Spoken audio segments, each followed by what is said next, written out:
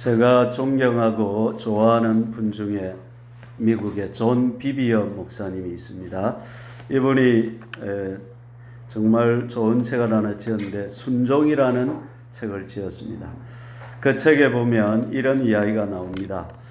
그 알렉이라고 하는 아들이 초등학교 1학년 때 선생님이 그리 좋지 못했다고 합니다. 선생님이 신경이 날카로웠고 까다롭고 기분 내키는 대로 하는데 걸핏하면 고함을 버럭버럭 질렀다고 합니다. 이 비비엄 목사님의 아들 알렉은 말하기를 좋아하고 창의적이고 좀 활동적이고 혈기왕성했다고 합니다. 그러니까 아이하고 선생님이 서로 맞지가 않는 것입니다. 그래서 선생님의 화풀이 대상으로 알렉이 되고 말았습니다. 2학년이 되었습니다. 선생님이 아주 달랐습니다. 규제가 없고 학생들 기분에 극도로 민감한 선생님이 담임이 되었습니다.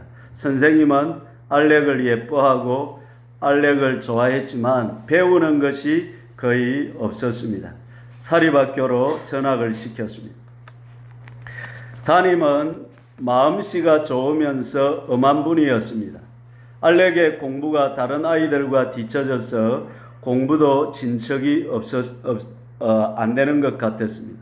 하루 종일 학교에 있다가 집에 오면 밤에는 부모님이 지켜보는 가운데 책을 붙들고 있어야 했습니다. 어느 날 알렉이 폭발을 했습니다. 형들은 재미있는 파티에 가는데 거기 가지도 못하고 숙제하느라고 혼자 끙끙대고 있자니 알렉이 절망과 좌절에 빠졌습니다. 갑자기 애가 눈물을 뚝뚝 흘리더니 한참을 있다가 나중에는 똑바로 앉아서 팔짱을 끼더니 어젓하게 아빠한테 이렇게 말하는 것입니다. 아빠, 우리 반에 제시카가 있는데 그 애가 의사 선생님을 믿지 않는다는 거 아세요? 아빠, 저는요 선생님을 믿지 않아요. 제시카가 의사 선생님을 믿지 않는다면 나도 앞으로 학교 선생님을 믿지 않을 거예요. 아주 계시를 일러준다는 투로 법정에서 아주 단호하게 말하는 투로 아빠에게 그렇게 말하는 것입니다. 아빠가 이때다 싶어서 선생님이 없다면 어떻게 되는지, 또 앙골라에서 아이들을 봉사해 보니까 그 아이들은 먹지도 못하고 있으면서 지금 알렉과 같은 이런 위치에 있다면 전부 다 달라들어서 네 위치를 차지하려고 할 것이다. 장황하게 설명을 했습니다. 장황한 설명 끝에 알렉은 자기 속에 있는 이 개똥 철학을 버리고 숙제를 하기 시작했습니다. 이 불쾌한 경험에서 알렉은 형언하기 어려운 태도가 생겼습니다. 나는 권위를 믿지 않아. 내가 수긍할 수 있어야 나는 권위에 복종할 것이야. 그런 생각이 이 아이에게 들었던 것입니다. 사랑 여러분, 지금 우리는 눌린 데서 자유케 되는 8번째 말씀을 듣고 있습니다. 우리 속에는 견고한 진들이 다 있다. 어릴 때 이런저런 환경 속에서 내 속에 형성되어 있는 고집스러운 나만의 생각들이 많이 있다는 것입니다. 오늘은 이런 생각들에서 우리가 어떻게 하면 자유케 될 것인가에 대해서 8번째 반역, 거역, 반항에 대해서 한번 생각해 보기를 원하는 것입니다. 여러분, 우리 신앙은 풍성하고 살맛이 나는 신앙생활입니다.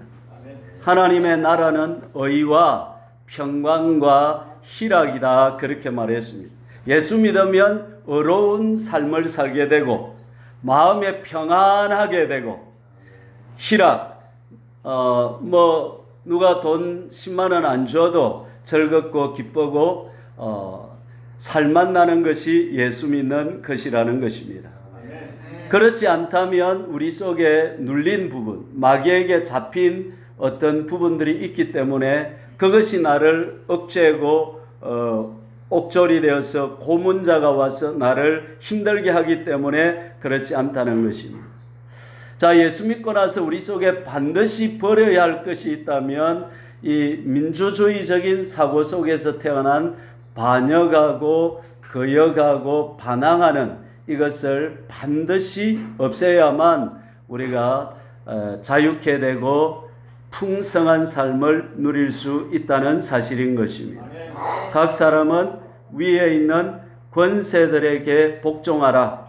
권세는 하나님으로부터 나지 않음이 없나니 모든 권세는 다 하나님이 정하신 바라. 그러므로 권세를 거스르는 자는 하나님의 명을 거스림이니 거스르는 자는 심판을 자취하리라. 그렇게 말했습니다.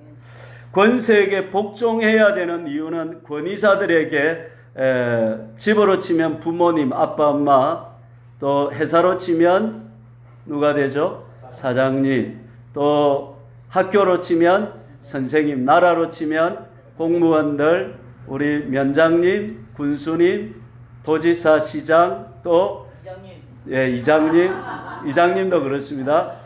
또 대통령, 장관, 공무를 행하는 사람들에게, 또 교회로 치면 지도자인 목사님, 이런 분들에게 우리가 순종하고 복종해야 될 이유는 첫째, 하나님께서 세우셨다는 것입니다. 두 번째는 그들의 명을 거스리는 것은 하나님의 명을 거스리는, 나는 세금 안 낼래 이래가지고 세금 안 내면 그것은 하나님의 명을 거스림이 된다는 사실인 것입니다. 세 번째는 그것은 심판이 있다는 것입니다. 자, 오늘 말씀은 이스라엘 백성들이 이제 40년 동안 광야에서 방황하다가 이제 가나안 땅에 들어가기 직전이었습니다. 그러니까 이제 방황이 다 끝나고 이제는 새로운 세대가 다 일어나서 가나안 땅에 들어가 젖과 꿀이 흐르는 땅에서 땅도 받고 집도 짓고 멋지게 살아야 될 그때가 되었는데, 그때 중요한 반역 사건이 이스라엘에게 일어났습니다. 여러분, 그 광야 이스라엘 백성들이 민수기에 보면 또 창세기부터 5가지 이 말씀에 보면 제일 많이 일어나는 사건이 이 반역 사건입니다. 그것은 무엇이냐면 우리 속에는 자유의지가 있기 때문에 권위를 거스르고 싶어하는 이런 악한 본성이 우리 안에 많이 있다는 사실인 것입니다. 그래서 이 문제를 잘 해결하지 않으면 저와 여러분들의 신앙생활에 암초를 부딪혀서 복 받으려고 신앙생활을 했는데 복은 못 받고 마이너스가 되는 삶을 얻을 수 있다는 것이죠. 그래서 오늘 말씀은 잘 들으셔야 되겠습니다. 아멘. 자, 1절을 한번 읽어보십시다. 누가 이랬는지 한번 말씀을 통해서 확인해 봅시다. 1절, 레위의 정손 고핫의 손자 이스할의 아들 고라와 르우벤 자손 엘리압의 아들 다단과 아비람과 벨렛의 아들 온이 당을 짓고, 자, 이스라엘은 신정국가입니다. 하나님이 통치하시고, 이스라엘은 민주주의입니까 아닙니까? 이스라엘 백성들이 우리 신을 뽑자 이래가지고 투표해가지고 뽑고 이런 게 아닙니다. 이스라엘은 하나님께서 내가 너희 하나님이 되겠다고 언약을 세우시고, 이스라엘 백성들은 거기에 대해서 우리가 하나님으로 섬기겠습니다 하고 언약을 맺어서, 약속을 맺어서 하나님의 통치를 받는 이스라엘이 된 것입니다. 그래서 하나님은 이스라엘을 제사장 나라로 세워서 온 세상을 복음화하고 복을 주시려고 계획을 하신 것입니다. 자, 그런 이곳에 여당이 있고 야당이 있다 아니다? 아니죠. 하나님 당밖에는 없습니다. 여기는. 할렐루야. 그런데 고라하고 그 다음에 다단하고 아비람하고 온 이 4명이 당을 지어가지고, 일명 고라 당을 지어가지고, 그래가지고 이제 쿠데타를 일으킨 것입니다. 2절, 이스라엘 자손 총회에서 택함을 받은 자 곧 회중 가운데서 이름 있는 지휘관 250명과 함께 일어나서 여러분 이 반란의 크기가 작습니까? 큽니까? 큽니다. 250명까지 4명이 주동이 됐는데 250명이 그것도 유력한 족장들이 250명이 붙었으니까 이 반란의 크기가 상당해진 것입니다. 지금 모세와 아론의 이 체제 하나님 나라는 위기를 맞이하게 되었던 것입니다. 3절 그들이 모여서 모세와 아론을 거슬러 그들에게 이르되 그들이 뭐라고 말합니까? 그들의 말을 잘 들어봐야 돼요. 너희가 분수에 지나도다 회중이 다 각각 거룩하고 여호와께서도 그들 중에 계시거늘 너희가 어찌하여 여호와의 총회 위에 스스로 높이느냐. 여러분 이 반란이 이 쿠데타가 오래 준비된 것 같아요? 갑자기 일어난 것 같아요? 그렇죠. 왜? 250명이나 동조했고 또 말도 이렇게 탁 치고 나가는 게 벌써 딱 뒤집을 판이잖아요. 지금 잘못하면 지금 뒤집을. 이 말이 무슨 말이냐면 우리 교회식으로 말하면 목사님이 너무 분수에 지나칩니다. 다 제사장인데 왜 목사님만 매주를 서가지고 그렇게 하십니까? 어찌하여 목사님만 자꾸 높이고 그러십니까? 다음 주에는 저도 하고 그 다음 주에는 또 근사님도 하고 돌아가면서 합시다. 이렇게 되는 것입니다. 어찌해야 되겠습니까 이거? 예. 자, 이리 되면 이제 보통 국가나 이런 데 같으면 이제 한판 붙을래. 이래가 이제 군대를 동원시키고 이래가 이제 칼싸움이 벌어질 건데 하나님 나라는 육과 정사와 건세와 이어둠의 주관자들과 육과의 싸움이 아니라 영적인 전쟁이라는 것입니다. 그래서 지금 고라가 반역을 일으켰지만 그 뒤에는 고라 뒤에는 마귀가 고라의 역심의 마음을 알고 이렇게 뭡니까 이게 그걸 일으켜 가지고 그래 가지고 지금 성을 돋가 가지고 이렇게 이제 한 것입니다. 그래서 4절 읽어봅시다. 모세가 어떻게 합니까? 모세가 듣고 엎드렸다가 자, 교회에 무슨 문제가 있을 때는 어떻게 해야 된다고요? 예, 엎드려야 됩니다. 그냥 엎드려 버려야 됩니다. 아멘. 예. 여러분의 삶에도 문제가 있을 때는 그렇죠. 여러분이 나가가지고 해결하려고 하면 더 안 됩니다. 엎드리는 게 지금 자식이 애롬입니다. 어떻게 해야 됩니까? 지금 답은 다 엎드린다 하면 됩니다. 내 삶에 뭐 문제가 일어났습니다. 어떻게 하면 됩니까? 엎드려. 남편이 춤바람이 났습니다. 어떻게 해야 됩니까? 마누라가 디스코 빠덴에 가서 제비를 만났습니다. 어떻게 해야 됩니까? 사절에 엎드리라 했는데 그새 다리를 부러뜨리려고. 예. 삶의 모든 문제는 어떻게 해야 된다고요? 엎드려야 됩니다. 예. 내가 해결하려고 하지 말고 누가 해결하시게 해야 됩니까? 하나님이 해결하시게. 5절 읽어보시죠. 고라와 그의 모든 무리에게 말하여 이르되 아침에 여호와께서 자기에게 속한 자가 누구인지 거룩한 자가 누구인지 보이시고 그 사람을 자기에게 가까이 나오게 하시되 곧 그가 택하신 자를 자기에게 가까이 나오게 하시리니 이렇게 하라. 이제 대안을 제시합니다. 하나님의 음성을 들은 거죠. 인도를 받은 거죠. 너 고라와 내 모든 무리는 향로를 가져다가 내일 여호와 앞에서 그 향로에 불을 담고 그 위에 향을 두라. 그때에 여호와께서 택하신 자는 거룩하게 되리라. 레위 자손들아 너희가 너무 분수에 지나치느니라. 자, 이게 무슨 말이냐면 지금 이 쿠데타가 두 방향으로 일어났는데 고라는 그 아론에게 지금 반기를 들은 것입니다. 무슨 말이냐면 제사장들만 사람들이 죄를 지어가지고 짐승을 잡아오면 누가 제사를 지냅니까? 제사장들이 거기에다가 안수를 하게 하고 잡아올 지내고 레위인들은 그 뒤에서 뭘 해줍니까? 섬기고 도와주고 심부름하고 이런 일을 하는 것입니다. 근데 지금 고라하고 아론하고는 사촌간이 친사촌입니다. 그런데 친사촌인데 고라는 평생 해봤자 뭐만 하는 거예요?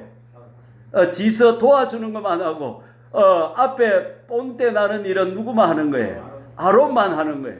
그러니까 이게 40년 동안 일이 하다 보니까 이 고라의 마음속에 불만이 생긴 거예요. 왜 지만 해야 되노?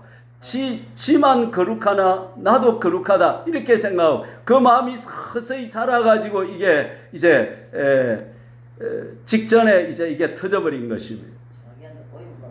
그렇죠. 자, 그런데 해결책이 뭐냐면 그러면 고라 네가 하나님 앞에 제사장이 될 건지 아론이 제사장이 될 건지 아론도 뭘 들고 오고 향로를 들고 오고 고라도 향로를 들고 와서 하나님의 선택을 받자 이렇게 되고 그러면 고라도 어떻게 하겠어요? 그래 하자 그러면 이렇게 된 거예요. 그래가지고 지금 이게 성남이 자 그러면 왜 다른 걸 안 들고 가고 향로를 들고 갔을까요? 제사장의 고유의 직무가 번제단에 있는 불을 가지고 향로를 피워가지고 성소 안에 들어가서 분향단에서 향을 피우는 것이 제사장의 고유의 임무였던 것입니다. 그러니까 그 제사장을 하니까 딱 이 향로를 피우는 것이 맞는 것입니다. 자, 그 다음 이제 8절부터는 무슨 말이냐면 다단과 아비람과 온인데 이제 온은 여기서 빠진 것 같아요. 아마 중간에 이제 뉘우치고 그냥 회개하고 돌이켜버린 것 같아요. 그래서 이제 회중들은 다단과 아비람과 온은 모세를 거슬렀는 거예요.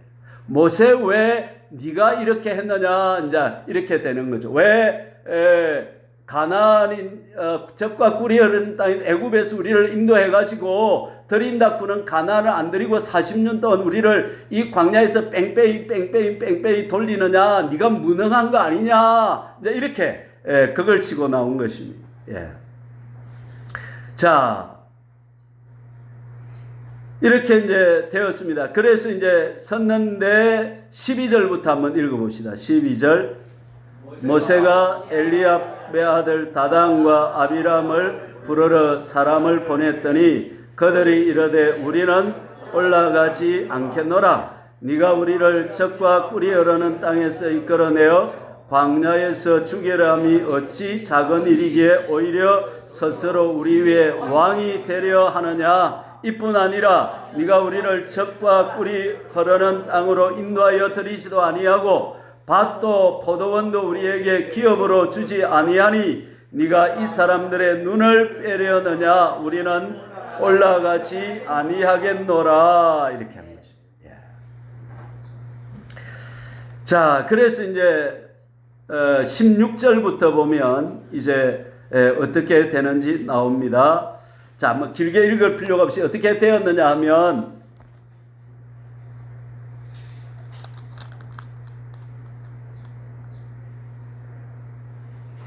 26절부터 읽어봅시다. 26절 모세가 회중에게 말하여 이르되 이 악인들의 장막에서 떠나고 그들의 물건은 아무것도 만지지 말라. 그들의 모든 회중에서 너희도 멸망할까 두려워하노라. 예.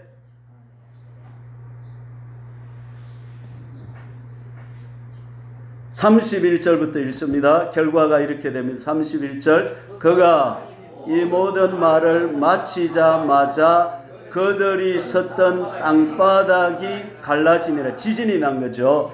땅이 그 입을 열어 그들과 그들의 집과 고라에게 속한 모든 사람과 그들의 재물을 삼키매 그들과 그의 모든 재산이 산채로 서울의 음부에 지옥에 빠지며 땅이 그 위에 덮이니 그들 회중 가운데서 망하니라. 하나님이 누구 손을 들어주었습니까?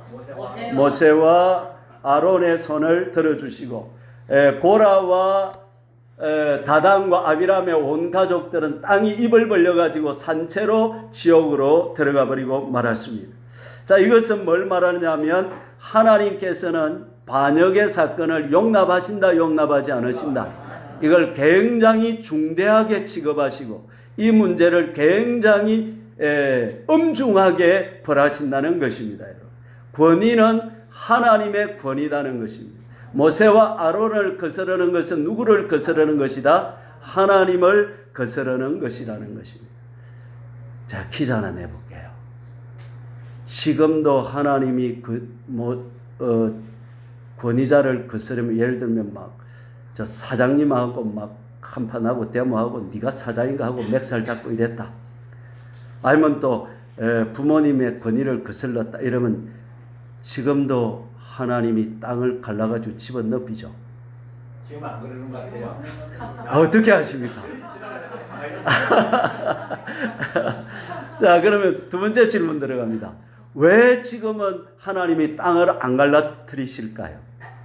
앞으로 큰 것을 보여주십니다. 땅을 갈라뜨리면 남아날 사람이 없어서, 교회에 남을 사람이 없어서. 그 불신자들이 예를 들어 보십시오. 우리 석천 최 집사님이 교회 갔다 했는데 어느 날 땅에 들어갔다 이러면 동네 사람들이 물어볼 거 아닙니까? 우리 이장님 어디 갔노? 그러니까 교회 갔다가 땅에 들어갔다 하더라. 그러면 석천 사람들이 교회 오겠습니까? 안 오겠습니까? 어이구 무서워라. 교회 가면 땅에 들어간 이래가 안 나는 거예요. 그럼 지금은 어떻게 하느냐 하면 지금은 영을 죽여버리십니다. 지금은 권위를 거스르면 은혜를 뺏어버립니다. 요 교회 촛대를 옮겨버리지 교회는 가만히 놔줘요. 왜? 불신자들 시험에 안 들게 하려고. 그러나 영을 죽여버린다. 어느 게 더 무섭습니까? 영을 죽입니다. 그렇죠. 이 문제를 하나님은 결코 용납하신다 안 하신다? 절대로 용납하지 않으신다는 것입니다. 아멘.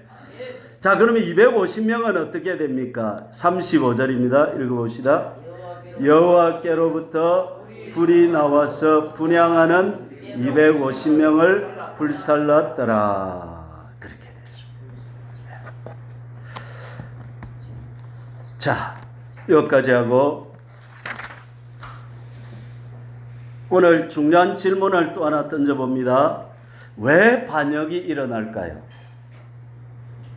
반역을 안 해야 되는 줄 아는데 왜 심심찮게 사람이 살아가는 동안에 이런 반항하고 반역하는 일들이 지속적으로 일어날 수 나고 있을까요? 1번, 반역의 시작은 이런 것입니다. 제가 그림을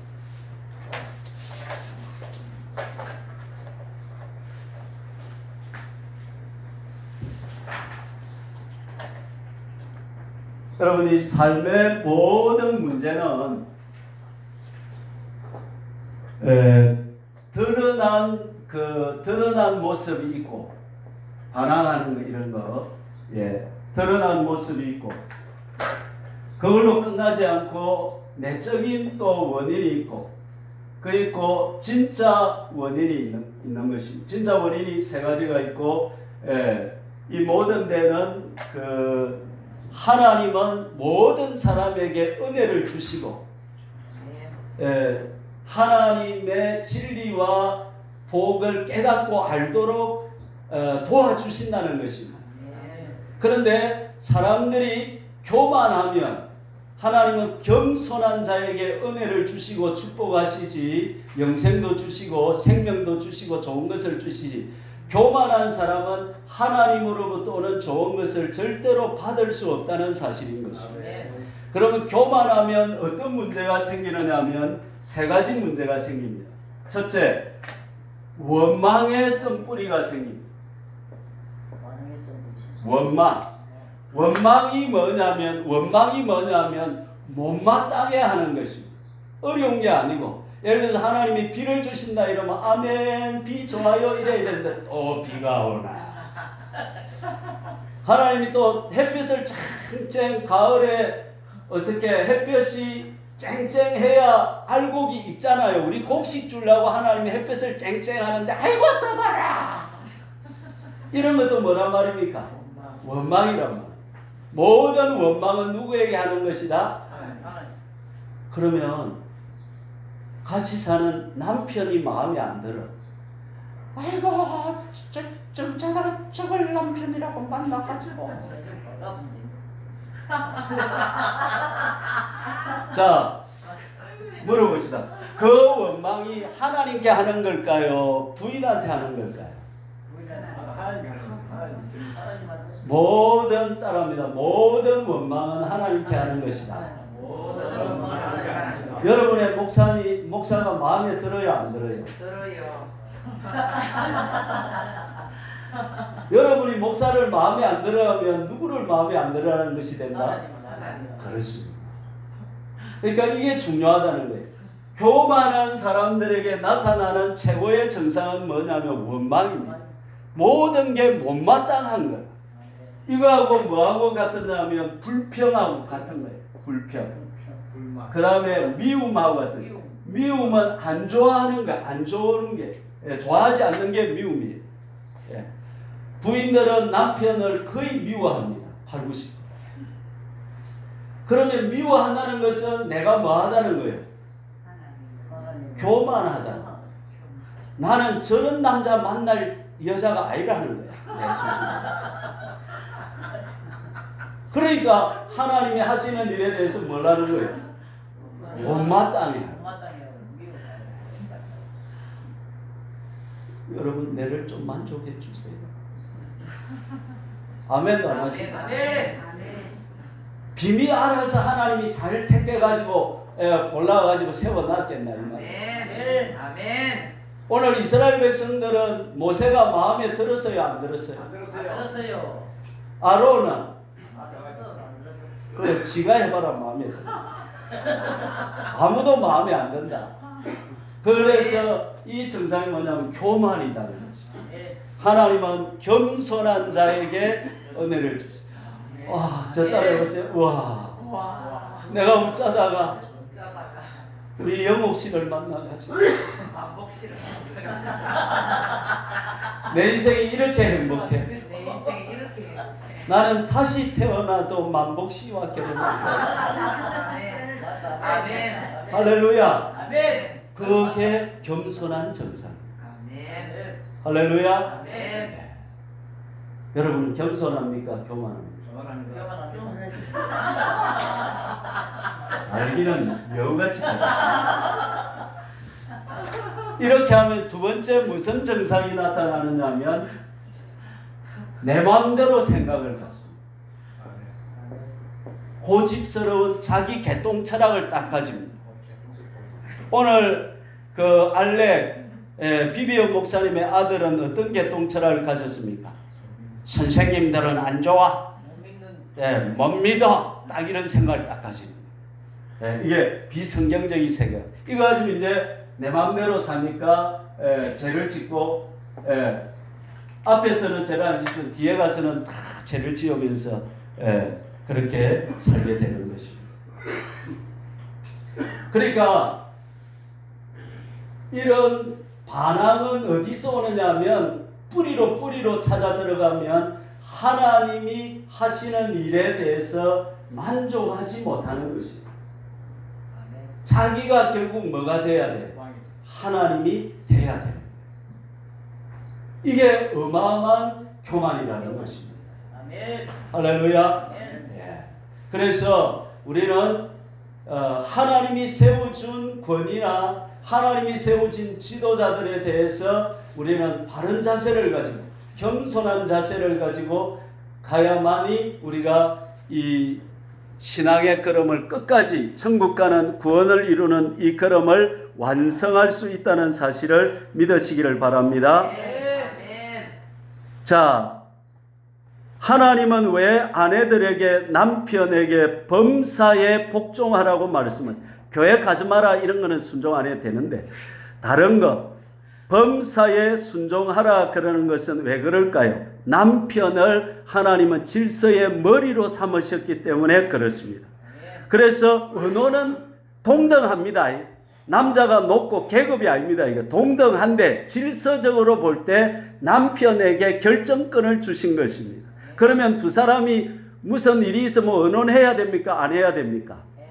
해야 됩니다. 그런데 끝까지 남편과 아내가 결정이 안 맞으면 누구 뜻대로 해야 됩니까? 남편이 결정을 해야 됩니다. 왜? 남편이 머리고 남편이 집을 다 뭐 해야 되니까? 책임을 져야 되니까 그런 것입니다. 이게 질서라는 것입니다. 할렐루야. 지금 만약에 부인들이 아이고 우리 남편은 예수도 안 믿고 아이고 저거는 내보다 못 배웠고 아이고 저리 어리석어 가지고 내가 결정할 거야 딱 이렇게 해버리면 그 부인의 영이 죽어버린다 이 말이에요. 하나님은 그 사람의 영 은혜를 뺏어버린다 이 말입니다. 그 사람은 살았으나 뭐한 사람이다. 죽은 사람이 돼버린다는 거죠. 여러분이 왜 부인들이 기도를 그리 해도 은혜가 잘 안 오고 그럴까요? 남편에게 순종 안 하면 그렇게 되는 것입니다. 목사님 진짜입니까? 진짜입니다.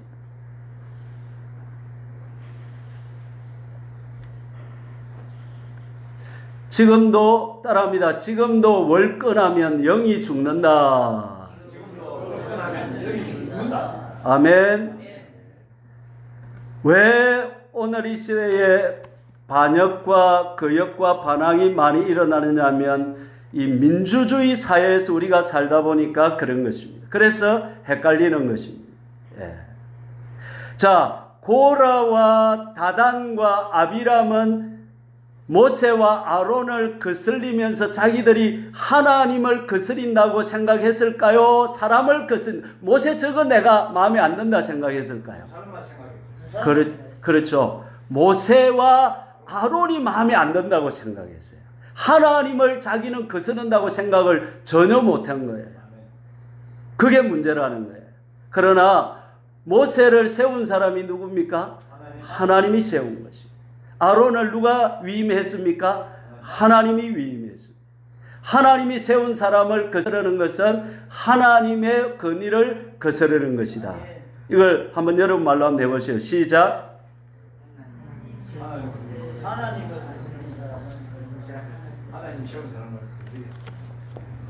알아들었죠?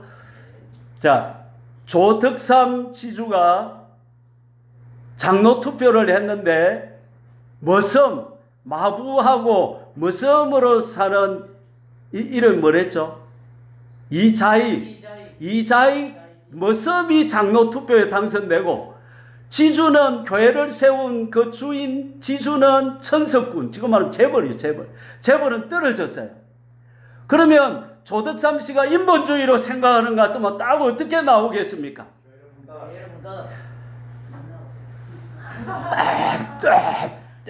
제 한번 쳐다보세요. 우리 딱 하다가 딱 나갈 거예요. 딱 투표 끝나고 딱 나가면서 누구 저거 마부 저거 오늘부터 집에 가라 캐라 저거 이라고 딱 끝을 냈을 겁니다. 그런데 이 조덕삼 씨는 말씀을 통해서 하나님의 질서를 알은 사람입니다. 그래서 교회는 하나님이 주인이시고 하나님을 섬기는 자세로 섬겨야 된다는 것을 알았던 것입니다. 할렐루야. 그래서 교회가 웅성웅성 우리 교회 쪼개지는가 이거 이러니까 다 일어서서 하나님 우리 이름 이자익 씨는 참 훌륭한 신앙인입니다. 나는 저 분을 장로로 모시고 잘 따르겠습니다. 이렇게 하니까 막 교회가 어떻게 됐어요? 쫙 평정이 돼가지고 은혜로운 교회. 지금도 기업자 교회 그 가면 금산입니까? 어디면 익산입니까? 그 가면 그 교회. 제가 가봤는데 그런 교회입니다. 그 손자가 조순영 씨인가? 예, 조순영 씨 그래 주일 대사도 하고 국회의원도 하고. 예, 그런 집안이니까 그렇게 자손들이 축복을 받는 것입니다. 할렐루야. 그러면 조덕삼 씨의 영이 살고 교회가 영이 살아나는 것입니다. 할렐루야.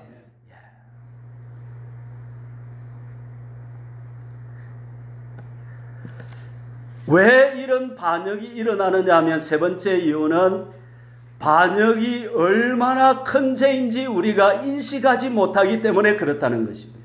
자녀들이 가정에서 부모의 권위를 거슬러서 하는 이것을 하나님께서 얼마나 이걸 안타까워하시고 이것이 얼마나 하나님이 중대하게 취급하는지 이걸 우리가 몰라서 그렇다는 사실인 것입니다.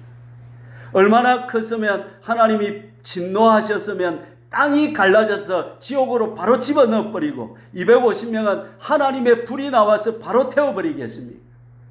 그러니까 저와 여러분들은 오늘 이 생각을 반드시 집어넣어야 됩니다. 따라합시다. 반역의 죄는 너무나 크다. 이걸 자, 그러면 어떻게 하면 우리가 이 반역의 죄에서 자유로울 수가 있을까 하는 것입니다. 여러분, 자, 자녀가 부모의 권위를 존중해서 부모를 잘 섬기면 어떤 상을 받을까요? 부모의 상을 받습니다. 자, 여러분들이 제가 부족하지만 이 목사를 선지자로 대접하면 우리 화전교회가 어떤 상을 받을까요? 선지자의 상을 받는 것입니다. 여러분들이 저를 거지 취급을 해주면 이 교회가 무슨 상을 받을까요? 그렇습니다. 아멘. 저를 의인으로 대접하면 이 교회는 의인의 상을 받는 것입니다. 이게 어디에 나옵니까? 마태복음 10장 40절에서 42절에 나오는 것입니다. 할렐루야. 그러면 권위자가 권위자로서의 인격이 못될 때는 대접 안 해도 됩니다. 아멘. 뭐 아멘.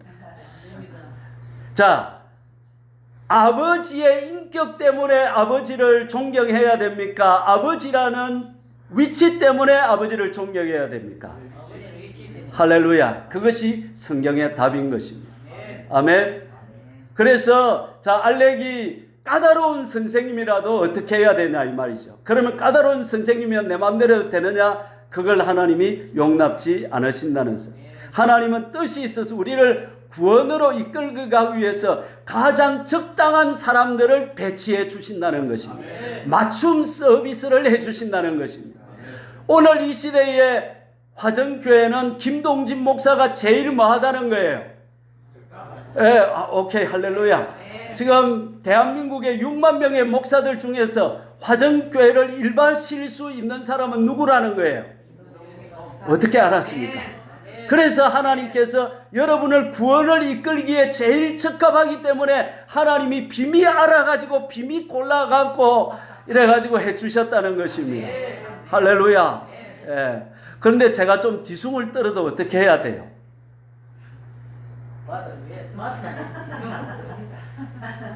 따라합니다. 잘못은 가려주고. 할렐루야. 뒤숭 안 떨게요.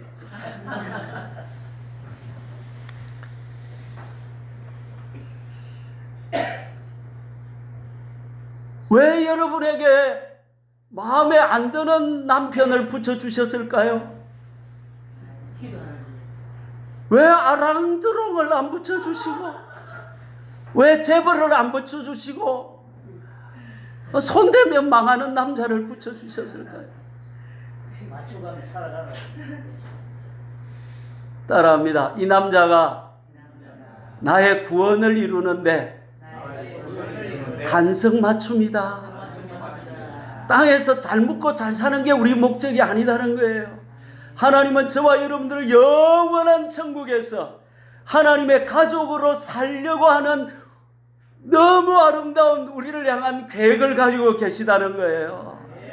그런데 이 땅에서 인품도 좋고 집안도 좋고 키도 크고 아랑드롱이고 하는 일마다 잘 되고 이런 남자 만나면 교회 오겠어요? 안 오겠어요? 안 오지. 지금도 해외여행 다니면서 선글라스 끼고 막 다니면서 사진 올리고 일사지. 그러니까 하나님이 따라합니다. 하나님이 비밀 알았어. 비밀 알았어. 비밀 알았어. 할렐루야. 하나님을 신뢰하라는 거예요. 하나님은 선하시다는 거예요. 하나님은 나를 정말로 사랑하신다는 거예요. 하나님은 내게 제일 좋은 것을 주신다는 거예요. 예.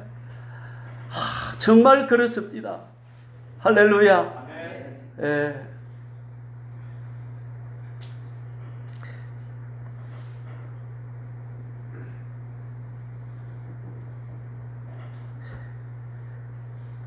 클린턴이 당선되었을 때 비비어 목사님은 사흘 동안 우울했다고 합니다. 하나님이 비비어 목사님을 다루셨습니다. 주님 모르게 권력을 잡은 사람이 없다. 클린턴 저 사람도 하나님이 정하셨다. 그 점이 분명해지자 나는 클린턴의 사생활이 아니라 권위에 초점을 맞추었다. 마음에 참 사랑이, 클린턴을 볼 때마다 불편했던 마음이 사랑이 싹트면서 저 사람도 구원받았으면 하는 간절한 마음이 생겨나기 시작했다는 사실인 것입니다. 자, 오늘 아들 이야기로 시작했으니까 오늘 비비어 목사는 아들 이야기로 끝을 맺어 봅시다. 제가 참 너무 이야기를 잘 못한다는 거예요. 그래서 제가 좀 읽을 테니까 지겹게 생각하지 마시고 잘 들어주시고. 장남 에디슨이 3학년 때 일이다. 학교 문제를 털어놓았다. 아이는 선생님이 자기를 찍었다고 생각했다. 떠들면 자기를 싫어해서 무조건 자기만 혼낸다. 오래 계속되니까 예민한 아이는 생활 기록부에 안 좋은 아이 기록될 걸 생각하고 좌절과 두려움으로 하염없이 눈물을 흘렸습니다. 엄마 아빠가 자세히 말해보라고 했습니다. 억울해요. 옆에 애들이 떠들었는데 선생님이 내한테만 고함을 찔렸어요 하면서 애가 입술이 푸르르 떨리면서 9살 아이에게 찾아온 위기, 절망의 위기가 찾아왔습니다. 좀 잠잠해지자 아빠가 물었습니다. 오늘 선생님이 너를 혼내실 때 너는 뭐라고 했니? 따단한 건 내가 아니라 저 두 애들이에요 라고 말했어요. 그렇게 대답했니? 예, 내 잘못이 아니라는 걸 알면요. 그때 아빠가 정색을 하고 말합니다. 그래서 문제가 된 거야. 너는 권위 앞에서 너를 정당화하고 있거든. 네가 널 변호하면 하나님은 널 변호해 주지 않는 거야. 에디슨에게 고등부 사역자로 그가 근무하면서 억울한 일이 있어가지고 자기가 한 일도 아닌데 막 위에 사람이 자기가 억울한 일을 해가지고 몰아내려고 하고 교회에서 쫓아내려고 하는 일이 있었어요. 그래서 자기가 변명하려고 하는데 하나님께서 제재해가지고 그 사람에게 사과하고 용서를 구해라. 그래 했더니 관계가 좋아져서 나중에 이제 잘 됐던 그 이야기를 에디슨에게 해 주었습니다. 그러면서 이렇게 말합니다. 에디슨, 네가 택하기 나름이야. 계속 자신을 변호하면서 선생님의 심판 밑에 머무를 수도 있고 지금껏 네가 선생님의 비난에 경건하게 반응하지 않았다는 것을 깨달을 수도 있어. 둘째 방안을 선택하겠다면 그간 선생님의 권위를 존중하지 않고 반항했던 것을 사과할 수 있겠지. 그렇게 하면 하나님이 개입하실 거야. 그럼 잘못이 없이 혼날 때는 어떻게 해야 하지요? 하나님이 널 변호하시게 해봐라. 네가 널 변호하려던 게 잘 통했니? 아니요. 하나님이 절 변호하시게 하면 좋겠어요. 아이가 정신을 차리고 다음날 이제 학교 선생님 앞에 가서 겸손한 태도를 보였습니다. 선생님, 제가 지금까지 선생님 권위를 존중하지 못하고 제가 잘못했습니다. 저를 용서해 주시기 바랍니다. 그러니까 아이가 그러니까 선생님이 용서해 주셨습니다. 그리고 어떤 일이 일어났는지 아십니까? 에디슨은 자기 반에서 검주의 학생으로 뽑혔습니다. 할렐루야. 그 후에 아이는 다시는 그런 문제가 없었다고 합니다. 학년을 마칠 때 선생님은 에디슨에게 올해의 학생상을 주었다고 합니다. 만약에 엄마 아빠가 에디슨아 너 선생님이 그러더나 내일 내가 학교 갈란다 이래가지고 치마를 흔들면서 가가지고 막 누가 우리 교무실을 시끄럽게 하고 누가 우리 에디슨을 그랬노 이랬으면 어떻게 됐을까요? 에디슨은 뭐 작성하면 에디슨이 대표 안 했죠. 할렐루야. 할렐루야. 사랑하는 여러분, 인생이 그렇게 길지 않죠. 이렇게 살다가 우리가 천국 가서 영원히 하나님과 살 것인데 이 땅에 사는 동안 좀 성질 좀 죽입시다. 반항하면 김동진만큼 반항할 사람이 누가 있습니까? 저는 대목군이었습니다. 불평 불만으로 살았던 사람이었습니다. 그래 인생이 안 풀립디다. 안 됩디다. 나 목사님과 다 했습니다. 이제 우리 과거의 삶을 뒤로하고 반항은 결국 마귀가 우리를 부추기는 것입니다. 우리는 거기에 넘어가지 말고 하나님의 질서 안에서 하나님의 질서를 존중하면서 부인들이여 오늘부터 절대로 남편에게 복종하시라. 이쪽은 아멘 소리가 아멘. 직원들이여 사장님을 존경하시고 존중하시라. 백성들이여 대통령과 위정자들을 군수님과 이장님과 면장님을 존경하시고 존중하시라. 할렐루야. 바른 태도와 바른 자세로 살아서 하나님의 축복을 경험하는 권위자를 통해서 우리를 인도하시고 보호하시고 부양하시는 하나님의 놀라운 섭리가 있다는 것을 기억하시고 그렇게 되어서 저와 여러분들이 하나님의 은혜 안에 누리고 사시기를 주의 이름으로 축복합니다. 주의 한번 부르고 우리 간절히 기도하십시다.